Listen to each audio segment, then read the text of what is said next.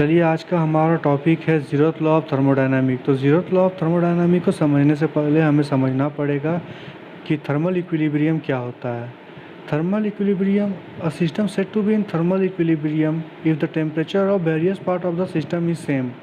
मतलब यदि किसी सिस्टम के सभी पार्ट का टेम्परेचर सेम है तो हम कहेंगे कि वो सिस्टम थर्मल इक्विलिब्रियम में है। चलिए थर्मल इक्विलिब्रियम को समझने के लिए हम एक डायग्राम ड्रॉ करते हैं। मान लेते हैं कि हमारे पास एक सिस्टम है और उसके किसी एक पार्ट का टेम्परेचर जो है वो है T1 और उसी सिस्टम के किसी दूसरे पार्ट का टेम्परेचर है T2।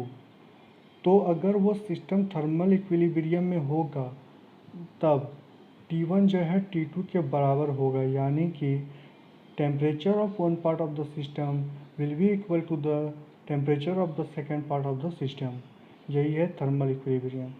और थर्मल इक्विलिब्रियम में क्या है, when a system is in thermal equilibrium no transfer of heat takes place from the system to surrounding and vice versa. यानी कि सिस्टम से सराउंड में कोई भी हीट ट्रांसफ़र नहीं होगा और सराउंड से सिस्टम की ओर भी कोई हीट ट्रांसफ़र नहीं होगा, तभी वो सिस्टम थर्मल इक्विलिब्रियम में होगा। तो अब ज़ीरोथ लॉ ऑफ थर्मोडायनामिक को समझने के लिए हम तीन सिस्टम मानते हैं। मान लेते हैं पहला सिस्टम है ए, दूसरा सिस्टम है बी और एक तीसरा सिस्टम सी है। तो सिस्टम सी जो है वो सिस्टम ए के साथ थर्मल इक्विलिब्रियम में है, हम ऐसा कंसिडर करके चलते हैं। और सिस्टम सी सिस्टम बी के साथ भी थर्मल इक्विलिब्रियम में है। मान लेते हैं सी ए के साथ थर्मल इक्विलिब्रियम में है और सी बी के साथ थर्मल इक्विलिब्रियम में है। तब ज़ीरोथ लॉ ऑफ थर्मोडायनामिक कहता है कि सिस्टम ए जो है वो भी बी के साथ थर्मल इक्विलिब्रियम में होगा। अगर हम मैथमेटिकली से कहना चाहें तो कह सकते हैं कि